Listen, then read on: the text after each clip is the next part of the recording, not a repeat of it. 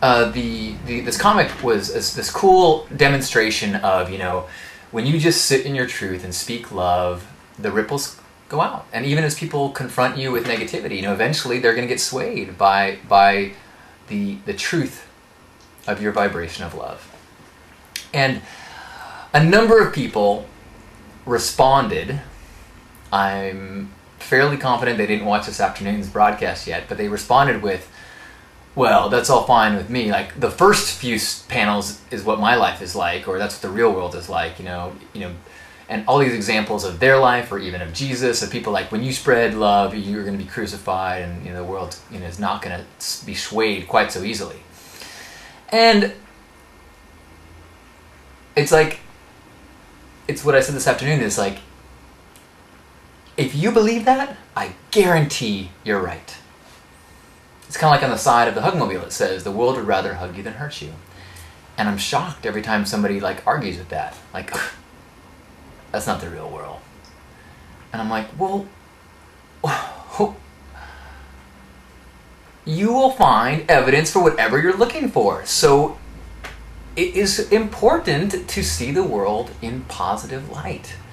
Now, does that mean occasionally there are going to be people that are going to be outside? You're going to say, yay, the world's beautiful, and then someone is going to steal your stuff, or do something rude or offensive or violent or dishonest. That happens all the time, but that doesn't mean that you change the worldview to be shaped to the darkness. Don't let a drop of black ink into a sea of pure white taint the sea. Let the sea of love dissipate the darkness. And that's up into your mind. Your mind is the one that focuses on the dark and lets the dark spread. The darkness exists, there is darkness around. It's not even necessarily something to get too upset about. It is the duality of the universe, of the world. So when you make your world about the darkness, you are neglecting the light. So that was what this afternoon was about, and so it was telling and pretty, of course, perfect timing that this comic was being forwarded around, and I reposted it today, and so a lot of people were able to address this exact issue of reinforcing a belief system that makes you unhappy. Believing that the world is out to get you. Well, then it is, I'm sure of it, absolutely. If you believe you're going to get sick, you will. If you're a frail person, you are about to fall. If you think people are dishonest, you're about to get cheated. You might get cheated anyways. You might fall down anyways. But it will be less likely.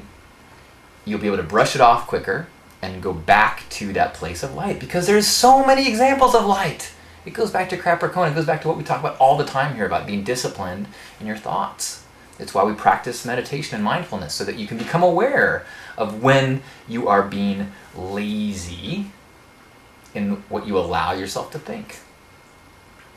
And if you depend on the news, if you depend on advertising to tell you the way the world is, well, no wonder you're arguing with this crazy pink-haired guy who keeps saying life is awesome. My world, on the other hand, is awesome. Partially because it includes you. Now, for more on that topic, please tune into the afternoon broadcast, which will go live as soon as we finish up here, because I don't want to compete with the bandwidth. But there are a few other things that I want to talk about tonight, and maybe we'll get into other things.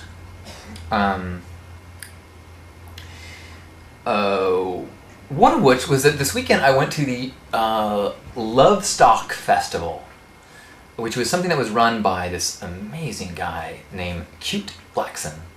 Now, I was first introduced to Cute at Lightning in a Bottle. Not really at Lightning in a Bottle, but before Lightning in a Bottle. I saw the list of speakers, and I saw his name there. And to be honest, my reaction was, what the fuck is he? They rejected my talk, but they're going to let this guy, this inspirational what? That may have been my ego talking. I don't want to label it. But when I started to look into him, I was like, wow, he's pretty awesome. And then I actually met him at Burning Man. I was introduced to him through the people that do the Think Love project, which is that bracelet that vibrates that I've mentioned in the past. And so they were actually going to be going to this. Cute was the one who was organizing this event. And originally it was going to be a few hundred people. It changed location at the last minute to the Avalon because there was like 2,000 people that came. And the Think Love people they gave everyone bracelets, and then we all synced up so that it would when a vibration came through the bracelet, everyone in the group would get it at the same time, which is so cool. And then it was a series of bands, and then little like meditations in between bands, all like conscious, uplifting bands. And they asked if I would do a 3-minute meditation in between two of the bands. And so I was like, oh, that sounds incredible. I mean, I just met these people. They're people that have been on my radar. It just feels right. And so I drove to LA for the day and tried to just sink into that. Now, truthfully, you know how much I've been struggling with the 15-minute, 16-minute TEDx time limit. So a 3-minute, it's not really enough to just like let it flow. But it was enough to do kind of like a Hug Nation hug. A brief one. So it was really cool. I was honored to be there. It was in a club venue, so not everybody was paying attention to me. There were a lot of people talking, and but it was great. It was an honor. I was stoked. Couldn't have gone better. I was totally blown away by Cute. When he went on stage and talked for quite a bit of time and explained all what he was doing. It was a fundraiser for this ashram in India that does eye surgeries. And the guy from the ashram was there, which I had trouble understanding, but Cute stories made it all make sense. And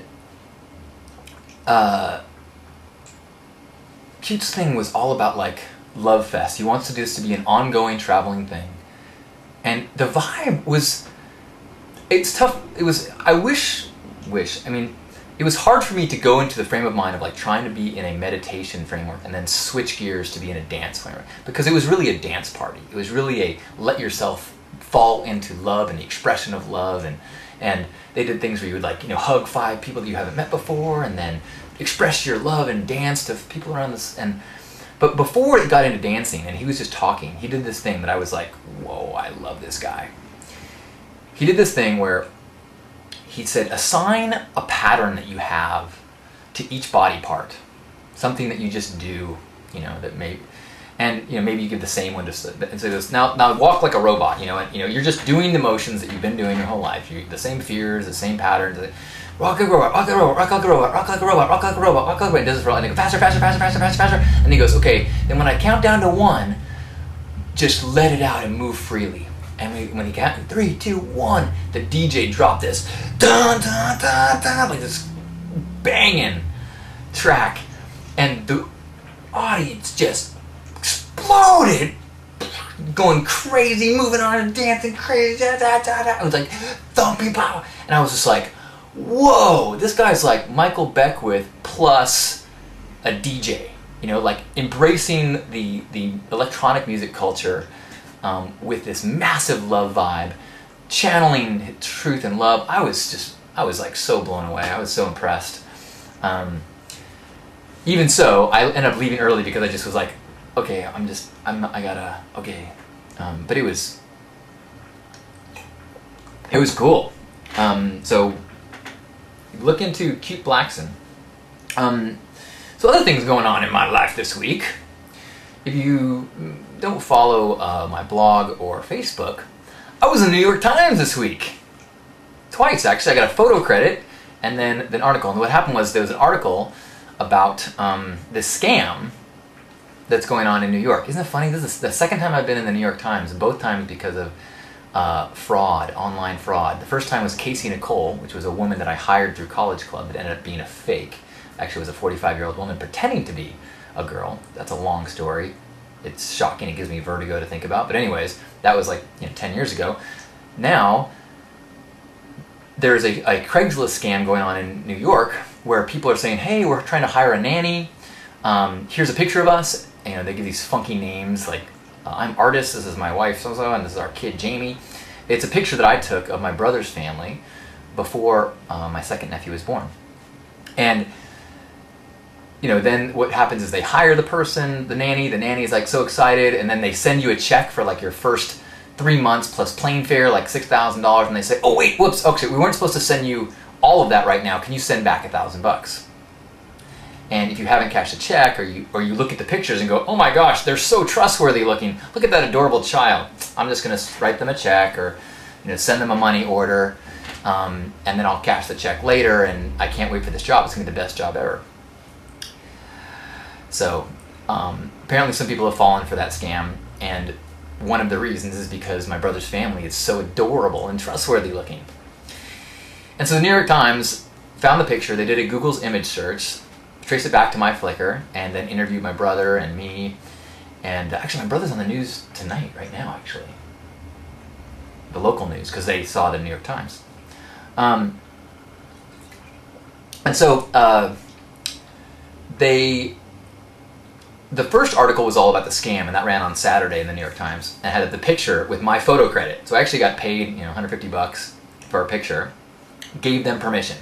Talked with my brother first, because the thought was, well, what should we do? And should I protect him? Is our privacy in danger?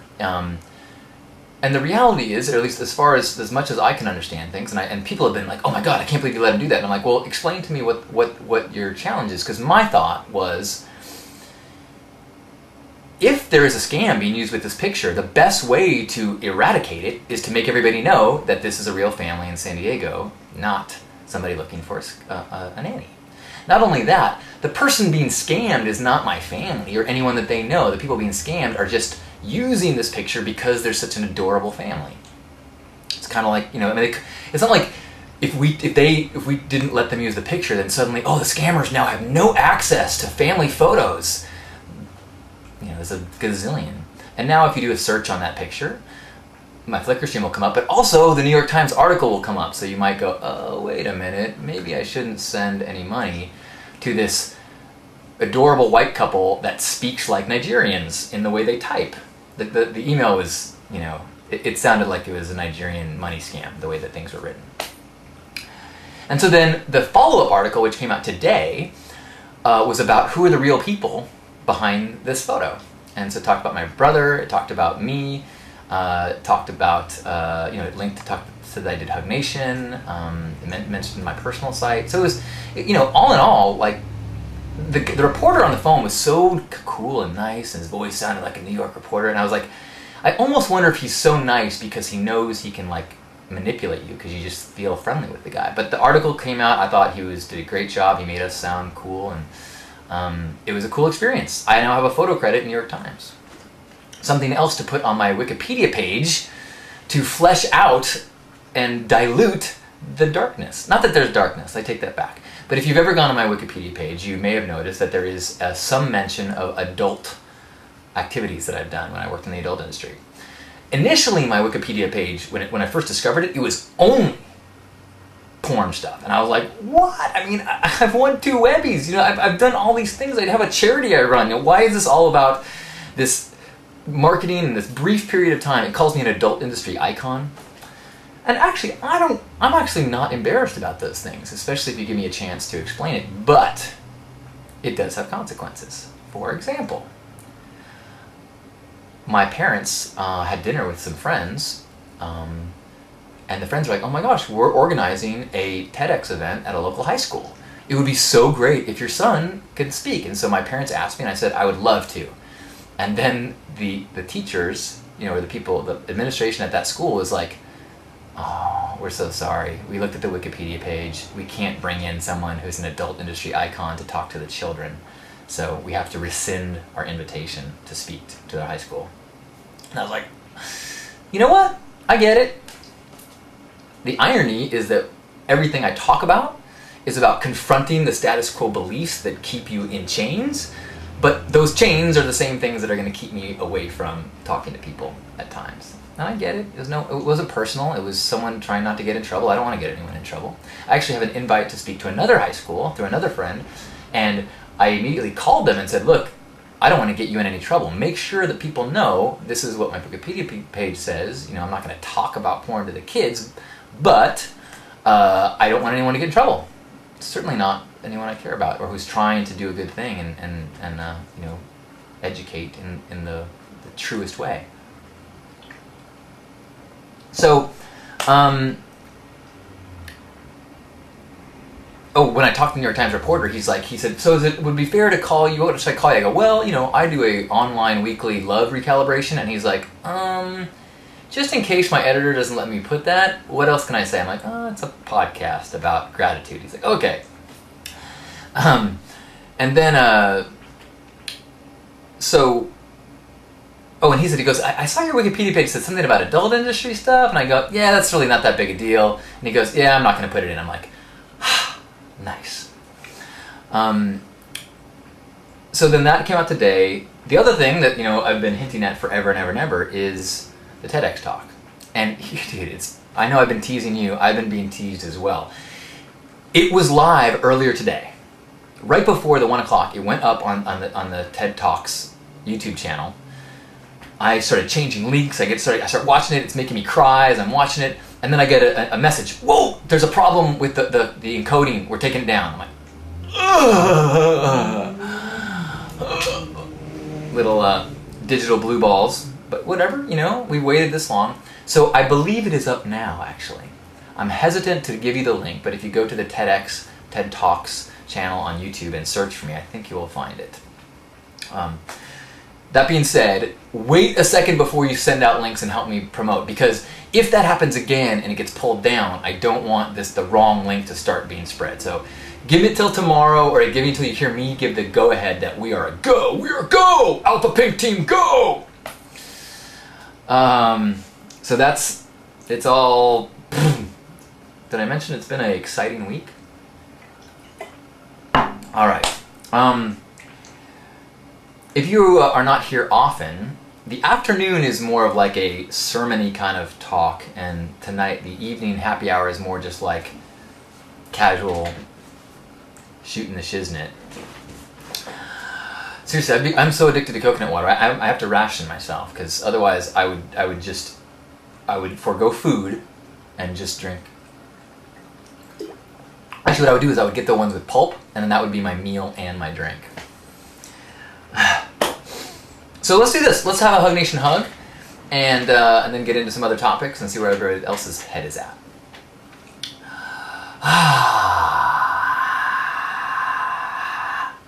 So give yourself a squeeze. Feel that body.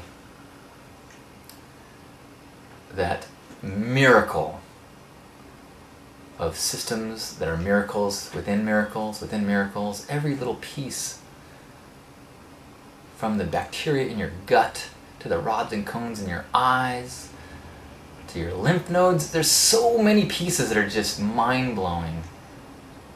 And we have a little piece of consciousness that gets to experience the universe from inside this miracle machine. Whew. But wrapped in our consciousness, wrapped around that consciousness, in addition to our physical shell, is our personality shell. The personality that gets worried about how people are going to judge us, gets worried about doing things right, gets concerned about not fulfilling a role, gets caught up in the intellect and the thoughts.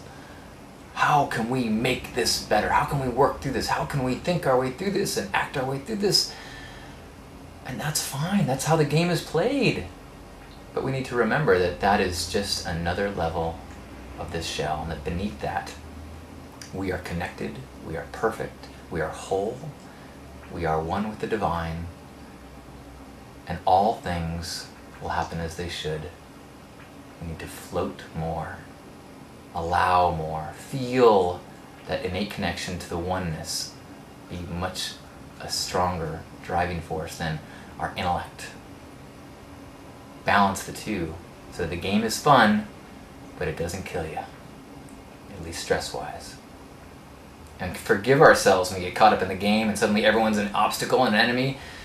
And forgive everybody else too, especially as political season is getting into full swing and everyone else on the other side is an idiot, and them and us become separate, and then we're at war, and we stop noticing, and we stop knowing, we stop seeing that inside, beneath these shells of everyone, is that divine oneness, that pure, loving light. And whether or not someone acts from that place, that's irrelevant. We see the light in them. in the loved ones in our lives, in the obstacles in our lives, and even in our enemies. That is how the world shifts and changes. That's how the ripples start to flow from you so strongly that those hating you start to feel less and less to bat their anger against. And maybe, just maybe, it clicks something inside them. So let's take 3 breaths together as that oneness, as that one light inside us that is universal, regardless of our personalities, regardless of our shells. Inhale through the nose.